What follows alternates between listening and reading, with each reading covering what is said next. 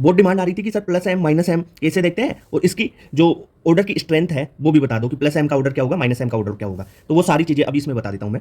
देखो plus M का मतलब जो पी अपने पी ऑर्बिटल के इलेक्ट्रॉन्स को डोनेट करेगा, किसको, डबल बॉन्ड या बेंजीन रिंग को।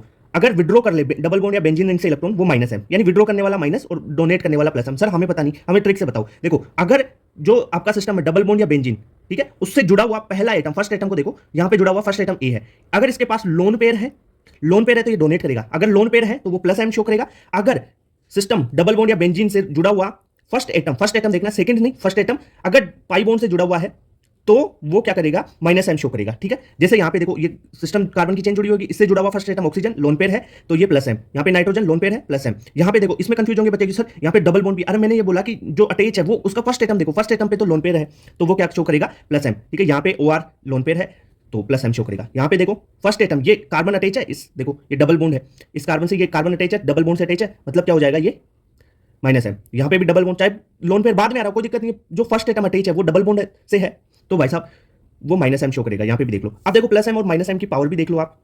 प्लस एम कौन शो करेंगे, देखो प्लस एम की पावर जनरली देखो ना, तो कॉन्सेप्ट ये है कि एक्सटेंट ऑफ ओवरलैपिंग चेक कर लो आप, और एक्सटेंट ऑफ ओवरलैपिंग चेक करोगे उसके बाद में आप देख लो कि अगर इलेक्ट्रॉन डेंसिटी ज्यादा है तो उसको साइज से प्रायोरिटी दे देना एक बार, है ना, ये चीज होगी। अब देखो ऑर्डर देख लो, CH2 माइनस का सबसे ज्यादा, फिर NH, फिर O माइनस, फिर NH2, NHR, NR2। देखो इनमें देखो NH और O माइनस में अपन ने इलेक्ट्रॉन डेंसिटी को प्रायोरिटी दे दी, CH2 NH में इलेक्ट्रॉन डेंसिटी ज्यादा है ना इस वजह से, फिर NH2, फिर NHR, NR2, OH, OCS3, NHCOCS3। अब देखो इनमें कम क्यों हो गया, क्योंकि जो ये लोन पेयर है ना, इसकी अवेलेबिलिटी यहाँ पे कम हो गई। ये देखो ये जो लोन पेयर है ना, इसके साथ में रेजोनेंस में भी है, इस डबल बॉन्ड के साथ में, तो ये इधर भी तो जा सकता है देने की बजाय, या देगा, या इसके साथ कॉन्जुगेशन में चला जाएगा। तो कॉन्जुगेशन वाले की बिना कॉन्जुगेशन वालों से कम हो जाती है, फिर OC डबल बॉन्ड OR हो जाएगा, PH, फिर फ्लोरीन, क्लोरीन, ब्रोमीन, आयोडीन हो जाएगा। माइनस एम पावर की बात करें, CH2 प्लस है, ये ध्यान रखना, CH2 प्लस की ज्यादा, फिर NO2 की, फिर CN की, फिर SO3H, CHO, फिर आ जाएगा कीटोन, फिर C डबल बॉन्ड OR, फिर कार्बोक्सिलिक एसिड, फिर CONS2। क्लियर बात। जनरली कार्बन की इलेक्ट्रोनेगेटिविटी वगैरह इनसे भी चेक कर लो आप, है ना, वो तो सारी चीजें हैं। ये मैंने आपको ऑर्डर बता दिया। अब इसके कॉन्सेप्ट तो भाई लगभग 4 क्लास में पढ़ाया जाता है, एम इफेक्ट, है ना, तो इतना तो याद करो, सारे क्वेश्चन हो जाएंगे ये कर लिया तो। एनसीईआरटी में बहुत सारे एसिड्स उनकी फैमिलीज दे रखी है, तो सबको कंपेयर कर लेते हैं कि कौन सी फैमिली की एसिडिक स्ट्रेंथ ज्यादा है। ठीक है, नीट में बहुत बार क्वेश्चन आता है, सबसे ज्यादा होगा सल्फोनिक एसिड। सल्फोनिक एसिड में भी अगर एरोमेटिक है यानी फेनिल रिंग जुड़ी हुई है तो उसकी एसिडिक स्ट्रेंथ ज्यादा होगी एलिफेटिक से, आर से। ठीक है, फिर होगा पिक्रिक एसिड, उसके बाद में आएगा स्क्वेरिक एसिड। ठीक है, ये स्ट्रक्चर है स्क्वेरिक एसिड। फिर डाइनाइट्रोफिनॉल, 2 NO2 ग्रुप लग जाएंगे किस पे, फिनोल पे। फिर कार्बोक्सिलिक एसिड, कार्बोक्सिलिक एसिड में ये ध्यान रखना जो फॉर्मिक एसिड है उसकी ज्यादा होगी किससे, फेनिल रिंग्स या एरोमेटिक कार्बोक्सिलिक एसिड से। और एरोमेटिक कार्बोक्सिलिक एसिड की नॉर्मल HCOH को छोड़ के, फॉर्मिक एसिड को छोड़ के सारे एलिफेटिक एसिड से ज्यादा एसिडिक होगा। ठीक है, ये ऑर्डर इंपॉर्टेंट है, पूछा जाता है। SCOH का ध्यान रखना, कई बार बच्चे क्या करते हैं कि SCOH यानी फॉर्मिक एसिड को बाद में ले जाते हैं फेनिल रिंग के, है ना, तो वो रॉन्ग हो जाएगा। फिर आता है कार्बोनिक एसिड, देखो कार्बोक्सिलिक एसिड, उसके बाद में कार्बोनिक एसिड, इक्विवेलेंट रेजोनेंस हो जाएगा ना इसमें, इस वजह से होगी इसकी। फिर आएगा मोनोनाइट्रोफिनॉल। मोनोनाइट्रोफिनॉल में देखो फिनोल पे NO2 ग्रुप लगा हुआ है, पर वो ऑर्थो पेरा मेटा तीनों जगह पे लग सकता है, तो किसकी ज्यादा होगी, सबसे ज्यादा होगी पेरा की, फिर ऑर्थो की, और फिर हो जाएगी तुम्हारी मेटा की। क्यों, देखो मेटा पे तो एम इफेक्ट तो ऑपरेट कर ही नहीं रहा, तो एम नहीं लगेगा, तो माइनस आई लग रहा है यहाँ पे तो माइनस एम भी लग रहा है, तो ये एसिडिक स्ट्रेंथ को बढ़ा देगा NO2 की। पर सर फर्स्ट में और सेकंड में यानी पेरा में और ऑर्थो में कैसे देखेंगे, देखो ऑर्थो में ये H प्लस इस NO2 के साथ में हाइड्रोजन बॉन्डिंग कर रहा है तो H प्लस आसानी से नहीं दे पाएगा, यहाँ पे आसानी से दे देगा, तो सबसे ज्यादा हो जाएगी पेरा की, फिर ऑर्थो की, सबसे कम मेटा की। फिर उसके बाद में फिनोल आ जाएगा, ओके, फिर अमोनियम आयन। फिर देखो यहाँ पे फिर क्वेश्चन आ जाता है, एल्कोहल चैप्टर में दे रखा है, देखो मेथेनॉल की वाटर से भी ज्यादा एसिडिक स्ट्रेंथ। ठीक है, और उसके बाद में सारे एल्कोहल जो बचे हुए एल्कोहल हैं वो वाटर से कम एसिडिक होते हैं, पर मेथेनॉल वाटर से ज्यादा एसिडिक होता है। ठीक है, उसके बाद में एल्काइन ट्रिपल बॉन्ड। अब एल्काइन में जो टर्मिनल एल्काइंस है CH ट्रिपल बॉन्ड CH, ठीक है, वो जो नॉन टर्मिनल एल्काइन है उनसे ज्यादा होगी, क्योंकि इनमें एसिडिक स्ट्रेंथ टर्मिनल एल्काइंस ये है ना, इनकी ज्यादा होगी। ठीक है, फिर अमोनिया, देखो अमोनियम आयन और अमोनिया में कंफ्यूज मत होना। ठीक है, फिर एल्कीन आ जाएगा और फिर एल्केन आ जाएगा। ठीक है, तो ये एसिडिक स्ट्रेंथ का ऑर्डर पता होना चाहिए, क्वेश्चन आ सकता है इससे भी। देखो बेसिक स्ट्रेंथ का कॉन्सेप्ट बताता हूँ, इससे बहुत सारे क्वेश्चन आपके सॉल्व हो जाएंगे जनरली, है ना, और कुछ चीज नाइट्रोजन बेसिस की बेसिसिटी के बारे में भी चर्चा करेंगे, ट्रिक भी बताऊंगा एक। तो बेसिक स्ट्रेंथ जनरली क्या होगा कि नाइट्रोजन है, इसके पास लोन पेयर है, ये इस लोन पेयर को कितने आसानी से कितने जल्दी डोनेट कर देगा इस H प्लस को, तो जितना ज्यादा ये इलेक्ट्रॉन डेंसिटी होगी इस नाइट्रोजन पे, यानी ये लोन पेयर को डोनेट करने की टेंडेंसी जितनी ज्यादा होगी वही उतनी ज्यादा बेसिक स्ट्रेंथ होगी। यानी इलेक्ट्रॉन डेंसिटी अगर नाइट्रोजन पे जितनी ज्यादा है, यानी यहाँ पे जितनी ज्यादा इलेक्ट्रॉन डेंसिटी होगी H प्लस को उतना ही ज्यादा दे पाएगा ये, तो बेसिक स्ट्रेंथ उतनी ही ज्यादा होगी। ठीक है, अब जनरली आपके जो इफेक्ट से क्वेश्चन आते हैं वो इस कॉन्सेप्ट से सोल्व हो जाएंगे कि जो बेसिक स्ट्रेंथ है वो प्लस एम प्लस एच और प्लस आई ग्रुप के डायरेक्टली प्रोपोर्शनल होगी, माइनस एम माइनस एच और माइनस आई ग्रुप के इनवर्सली प्रोपोर्शनल होगी। ठीक है, अपन बात करें बेसिक स्ट्रेंथ की, तो लोकलाइज्ड लोन पेयर की बेसिक स्ट्रेंथ ज्यादा होगी बजाय डीलोकलाइज के। क्यों? जो लोकलाइज्ड लोन पेयर है वो आसानी से एच प्लस को दे पाएगा ये, पर जो डीलोकलाइज्ड लोन पेयर है वो क्या करेगा, वो भाई इसके साथ कॉन्जुगेशन में भी तो रहेगा, कॉन्जुगेशन में रहेगा तो ये इस एच प्लस के लिए इसकी अवेलेबिलिटी कम हो जाएगी, अवेलेबिलिटी कम है एच प्लस के लिए तो इसकी बेसिक स्ट्रेंथ भी कम हो जाएगी। ओके, कुछ ऑर्गेनिक बेसेस हैं जिनकी आपको याद ही रखनी है, कॉन्सेप्ट भी बताया मैंने क्लास में इसका, पर ये याद होना चाहिए। सबसे ज्यादा बेसिक स्ट्रेंथ होती है ग्वानिडीन की, ग्वानिडीन के बाद में अमाइडीन की, फिर अमीन की, और फिर उसके बाद में आ जाएगी इमीन, फिर अमाइड और सबसे कम साइनाइड। देखो ग्वानिडीन ध्यान रखना 3 नाइट्रोजन, अमाइडीन 2 नाइट्रोजन एल्किल ग्रुप, अमीन में RNH2 PHNH2 एल्किल या एडिल हो जाए। देखो इसमें क्या है, इसमें जो लोन पेयर है ना, इस पीएच का मतलब जो बेंजीन फेनिल रिंग है उसके साथ ये लोन पेयर क्या है, रेजोनेंस में डीलोकलाइज्ड लोन पेयर है, तो ये इसकी अवेलेबिलिटी कम है ना H प्लस के लिए, इसलिए PHNH2 एरोमेटिक अमीन की बेसिक स्ट्रेंथ कम हो गई एलिफेटिक से, ये ध्यान रखना, क्वेश्चन आता है यहाँ से। फिर इमीन्स आ गया, इमीन्स में देखो नाइट्रोजन sp2 है, इस नाइट्रोजन की बात कॉन्सेप्ट भी थोड़ा थोड़ा बता ही दे रहा हूँ। अमाइड आ जाएगा उसके बाद में, फिर सबसे कम हो जाएगा साइनाइड की, sp है नाइट्रोजन यहाँ पे, तो देख लो ना भाई sp है, सिग्मा बॉन्ड से देख लेते हो ना, क्लियर बात। तो ये बेसिक स्ट्रेंथ वाला फंडा समझ में आया। देखो इंपॉर्टेंट टॉपिक है, यहां से क्वेश्चन आता ही आता है। ठीक है, एमीन्स की बेसिक स्ट्रेंथ पूछी जाती है गैस फेज में और सॉल्वेंट के साथ में एक्वस मीडियम में पूछी जाती है, इसे एक्वस मीडियम भी आप बोल सकते हो। इसमें कौन कौन सा फैक्टर लगता है, एक हाइड्रेशन सोल्वेशन या हाइड्रोजन बॉन्डिंग देखते हैं एक तो अपन, दूसरा अपन इंडक्टिव इफेक्ट देखते हैं। देखो हाइड्रेशन सोल्वेशन के हिसाब से बेसिक स्ट्रेंथ 1 डिग्री, फिर 2 डिग्री और 3 डिग्री हो जाती है, इंडक्टिव के हिसाब से 3 डिग्री 2 डिग्री 1 डिग्री होगी, ये कॉन्सेप्ट में समझाया हुआ, पर ये दोनों का मिक्सचर इफेक्ट देखा जाता है यहाँ पे, तो इंडिविजुअल नहीं देखी जाएगी ना, तो कुछ अलग ही निकल के आता है। तो अगर अपन बेसिक स्ट्रेंथ की बात करें, देखो कॉन्सेप्ट मैंने बता दिया, कोई दिक्कत नहीं, अब याद कर लो इसको।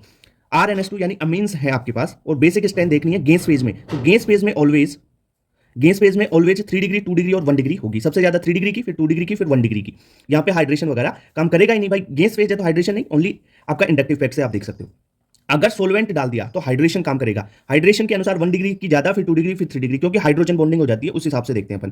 तो यहां पे सोलवेंट है तो अगर R आपका CH3 ग्रुप है तो 2 डिग्री 1 डिग्री और 3 डिग्री होगा ऑर्डर बेसिक स्ट्रेंथ का।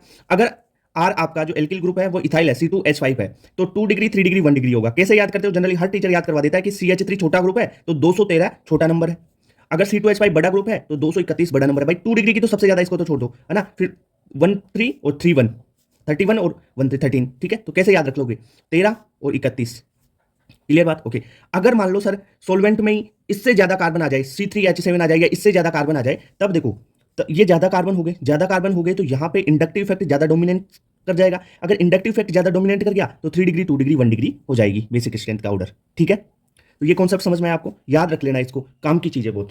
क्वेश्चन है, देखो आपको बेसिक स्ट्रेंथ बतानी है, ठीक है। अब यहाँ पे NMe2 यानी Me का मतलब मिथाइल है, CH3 ग्रुप लगा हुआ है। अब यहाँ पे देखो ये तो सेम है, पर फ्लोरीन है, क्लोरीन है, ब्रोमीन है और आयोडीन है। आपको बेसिक स्ट्रेंथ देखनी है। बेसिक स्ट्रेंथ किसके डायरेक्टली प्रोपोर्शनल होगी, कि जो आपका इलेक्ट्रॉन डोनेटिंग ग्रुप कितने लगे हुए हैं, डोनेट कितने कर रहे हैं, यानी डायरेक्टली प्रोपोर्शनल टू ये +M +H और +I ग्रुप के होती है बेसिक स्ट्रेंथ।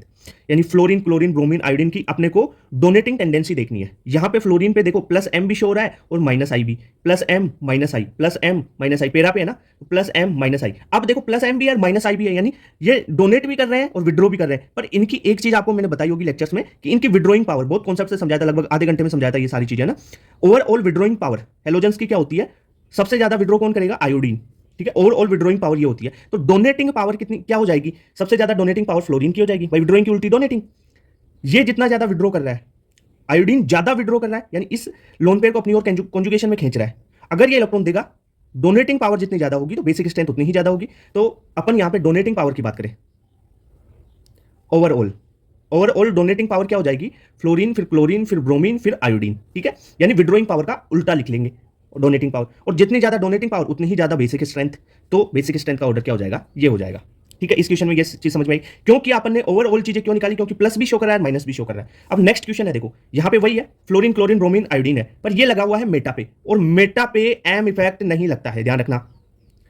मेटा पे एम इफेक्ट नहीं लगता है तो क्या लगेगा, ओनली आई लगेगा, आई इफेक्ट शो होगा। तो फ्लोरीन है, अब ये तो -I शो कर रहे हैं, अब -I शो कर रहा है, तो देखो बेसिक स्ट्रेंथ क्या होती है, इनवर्सली प्रोपोर्शनल होती है -I के, जिसका -I इफेक्ट जितना ज्यादा होगा, जिसका अपन ने बोला कि -I इफेक्ट जितना ज्यादा होगा बेसिक स्ट्रेंथ उतनी ही कम हो जाएगी।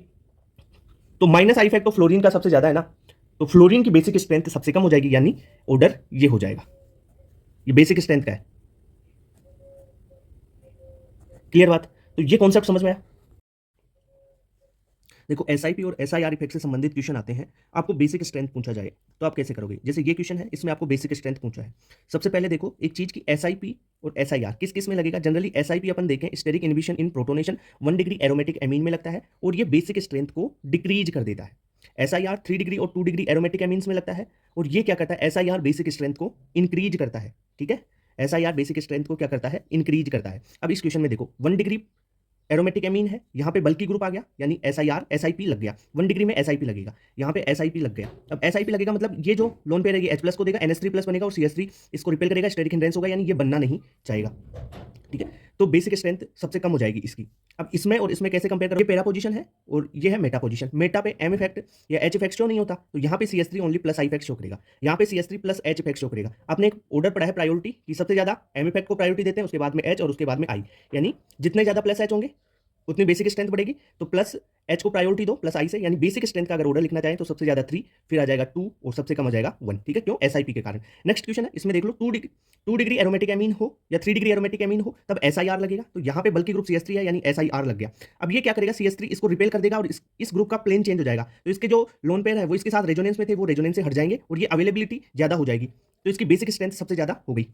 तो अपन इसकी बेसिक स्ट्रेंथ का ऑर्डर लिखना चाहिए यहाँ पे, तो 1 की तो सबसे ज्यादा। अब 2 में और 3 में कंपेयर कर लो। 3 में क्या लग रहा है, यहाँ पे तो पेरा पे है, पेरा पे प्लस H इफेक्ट शोर है और यहाँ पे प्लस I शोर है, प्लस H की प्रायोरिटी ज्यादा होगी, तो आप देखोगे कि 3 और सबसे कम आ जाएगा 2।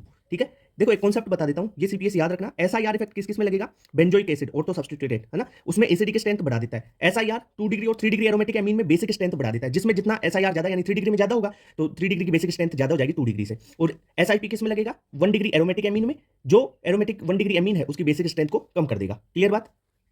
अब देखते हैं जो इनोल कंटेंट के क्वेश्चन आते हैं उनको कैसे सोल्व करोगे।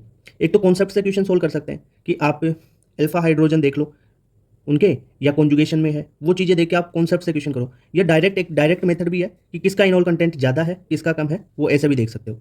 देखो अगर एरोमेटिसिटी आए तो उसका तो सबसे ज़्यादा हो जाएगा, ध्यान रखना एरोमेटिसिटी का। फिर आता है बीटा डाइकीटोन, बीटा डाइकीटोन से कम होता है इनोल कंटेंट कीटो एल्डिहाइड का। देखो बीटा डाइकीटोन, ये कीटोन, ये बीटा डाइकीटोन, ठीक है, एक्टिव मिथाइलिन ग्रुप भी होता है ये। कीटो एल्डिहाइड, देखो ये कीटो और ये वाला एल्डिहाइड, तो बीटा डाइकीटोन की ज़्यादा होगी। फिर कीटो एल्डिहाइड की ज़्यादा होगी किससे? डाई एल्डिहाइड से। ठीक है, डाई एल्डिहाइड। और कीटो एस्टर की डाई एल्डिहाइड से कम होगी, ये देखो कीटो, ये एस्टर ग्रुप। फिर इससे कम होगी डाई एस्टर की, देखो कीटो एस्टर से कम होगी डाई एस्टर की, ये भी एस्टर ग्रुप, ये भी एस्टर ग्रुप। फिर आ जाएगा लास्ट में कीटोन और सिंगल एल्डिहाइड। यानी सिंपल अपन ने देखा कि जो डाई है उनकी ज़्यादा हो गई मोनो से। ये ट्रिक है एक तरीके से, तो आप ये ऑर्डर ध्यान रख लोगे तो इससे भी आपके क्वेश्चन सोल्व हो जाएंगे। ठीक है, इसमें कैसे, अगर इसका इनोल बनाओगे तो क्या बनेगा, देखो ये डबल बॉन्ड यहाँ पे हाइड्रोजन यहाँ पे चला जाएगा, तो यहाँ पे OH, यहाँ पे डबल बॉन्ड। अब ये डबल बॉन्ड इसके साथ, इस डबल बॉन्ड के साथ कॉन्जुगेशन में आ गया ना, साथ में इसके अल्फा हाइड्रोजन भी गिन लोगे, तो इस तरीके से स्टेबिलिटी कॉन्सेप्ट से भी बताई जा सकती है। ठीक है, 1 मिनट में बहुत सारी रिएक्शन रिवाइज करते हैं ना। सबसे पहले दे रखा है एस्टर, इसकी रिएक्शन डाइबाल H से करवानी है। एल्युमिनियम डाई आइसोब्यूटाइल को अपन क्या बोलते हैं, डाइबाल H। ठीक है, यहाँ ये क्या काम करेगा, इस एस्टर को रिड्यूस करेगा किसमें, एल्डिहाइड में। यहाँ से तोड़ दो और एल्डिहाइड का फॉर्मेशन हो जाएगा, यानी आपका जो कंपाउंड है वो कौन सा बनेगा, ये CHO लग गया। ठीक है, ओके सर। अब देखो ये CHO एल्डिहाइड है, यहाँ पे एक एल्डिहाइड और दे रखा है, साथ में NaOH और हीट दे रखा है, तो ये क्या कर लेगा, यहाँ पे एल्डोल हो जाएगी, क्रॉस एल्डोल। एल्डोल कैसे करवाते हो भाई, ये CHO इसके अल्फा पोजीशन वाला जो कार्बन है उस पर जो हाइड्रोजन है वहाँ से 2 हाइड्रोजन ले लो और ये ऑक्सीजन ले लो, तो यहाँ से H2O रिमूव कर दो, ये ट्रिक होती है एल्डोल की है ना। तो H2O रिमूव करोगे तो क्या फॉर्म होगा, क्रॉस एल्डोल का प्रोडक्ट क्या बन जाएगा, यहाँ पे तुम्हारा CH, फिर double bond CH bond CHO, ये हो गया। अब आपको दे रखा है यहाँ पे H2PD, ये क्या कर देगा, हाइड्रोजनेशन कर देगा, यानी ये डबल बॉन्ड को सिंगल बॉन्ड में कन्वर्ट करेगा। पर एक चीज देखो, हाई टेम्परेचर दे रखा है, अगर 150 डिग्री हाई टेम्परेचर हो तो बेंजीन के जो ये डबल बॉन्ड है ना ये भी टूट जाते हैं, एरोमेटिसिटी रहती ही नहीं है तब हाई टेम्परेचर पे। तो यहाँ पे क्या होगा, ये इस टाइप का कंपाउंड बन जाएगा, ये बेंजीन के भी बॉन्ड टूट गए और ये CH2। अब देखो ये H2PD इस एल्डिहाइड को भी रिड्यूस कर देगा किसमें, एल्कोहल में, तो यहाँ पे क्या आ जाएगा CH2OH। क्लियर बात, यहां तक समझ में आएगा चीज? ओके, अब देखो अब क्या होगा, SO2Cl2 दे रखा है, तो इसकी रिएक्शन करवाओ तो क्या होगा, जो OH है वो उठेगा और Cl लग जाएगा, तो यानी CH2Cl, यही होगा। Okay sir. अब एल्कोहलिक KOH दे रखा है, एल्कोहलिक KOH दे दे तो क्या होगा, E2 एलिमिनेशन होगा, जहां से एलिमिनेशन होगा वो डबल बॉन्ड का फॉर्मेशन होगा Cl, और यहां से H निकल जाएगा, HCl निकल जाएगा और यहाँ पे डबल बॉन्ड फॉर्मेशन हो जाएगा। तो देखो ये बना तुम्हारा CH2CH डबल बॉन्ड CH। ठीक है, ये हो गया। अब यहाँ पे आपको दे रखा है BH3 और H2O2 यानी हाइड्रोबोरेशन ऑक्सीडेशन। इसकी ट्रिक क्या थी कि डबल बॉन्ड को ऐसे तोड़ोगे, जहां पे ज्यादा हाइड्रोजन वहां पे नेगेटिव पार्ट OH, और जहां पे कम हाइड्रोजन वहां पे H+ जोड़ दो। ट्रिक है ये बेसिकली, है ना। तो ये देख लो CH2 CH और ये CH2, यहाँ पे तो OH और यहाँ पे H जुड़ गया। क्लियर बात। अब देखो नेक्स्ट रिएक्शन, नेक्स्ट इसका PCC करना है। PCC pyridinium chlorochromate. तो ये क्या देगा, ऑक्सीडेशन कर देगा इसका। ऑक्सीडेशन करेगा तो जो एल्कोहल है, एल्कोहल का ऑक्सीडेशन किस में हो जाएगा, एल्कोहल का ये कन्वर्ट कर देगा एल्डिहाइड में। ठीक है, तो यहां से क्या फॉर्म होगा, CH2 CHO एल्डिहाइड। अब एल्डिहाइड की फिर रिएक्शन H2PD के साथ, रोजेनमुंड वगैरह वो भी रिएक्शन आपने पढ़ी होगी। H2PD क्या कर देता है, इसको वापस से रिड्यूस कर देगा किसमें, एल्कोहल में। तो देखो फिर क्या बन जाएगा, CH2 CH2 CH2OH, ये एल्कोहल में रिड्यूस हो गया। अब इस पे अपन ने डाल दिया H+, तो ये क्या करेगा, एसिड यहाँ पे इस OH को निकालेगा, कार्बोकेटाइन फॉर्म करेगा। देखो कैसे होगा, OH निकलेगा, कार्बोकेटाइन फॉर्म होगा, कार्बोकेटाइन का रीअरेंजमेंट होगा, तो कार्बोकेटाइन यहाँ पे स्टेबल बन जाएगा, फिर एल्कीन का फॉर्मेशन होगा। ठीक है, तो ये क्या बन गया, CH2 double bond CH bond CH3। ठीक है, ये एल्कीन हो गया। अब होट के MnO4 देगा। होट के MnO4 का क्या काम है भाई, डबल बॉन्ड को तोड़ेगा, कार्बोक्सिलिक एसिड में कन्वर्ट कर देगा इसको, ऑक्सीडेशन भी तो करेगा। तो यहाँ से इसको तोड़ के ये देखो कंपाउंड कौन सा बन गया, यहाँ पे COOH। क्लियर बात। तो ये सारी रिएक्शन समझ में आई आपको।